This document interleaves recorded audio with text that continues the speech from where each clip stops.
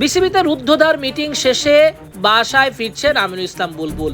শীর্ষ কয়েকজন পরিচালক সহ একটা রুদ্ধদ্বার মিটিং হয়। সেই মিটিং শেষে বুলবুল বেরিয়ে যাচ্ছেন। দেশের ক্রিকেট পাড়ায় এখন চাপা উত্তেজনা, আগামী দিনে বিসিবি সভাপতি হিসেবে থাকবেন কিনা আমিনুল ইসলাম বুলবুল। বিদ্রোহী ক্লাবগুলো মাঠে নামতে চাইছে না, সমঝোতাও হচ্ছে না। ক্লাব ক্রিকেটে একটা অস্থিরতা বিরাজ করছে। শুধু তাই না, সামনে নিউজিল্যান্ড সিরিজ, অনেক ব্যস্ততা। 1 মাস দেশের বাইরে ছিলেন আমিনুল ইসলাম বুলবুল, অনেক কাজ জমে আছে। তাছাড়া সরকারও স্বপ্রণোদিত হয়ে ক্রিকেট বোর্ডের ভেতরে দীর্ঘদিনের সমস্যা সমাধান করতে আগ্রহী।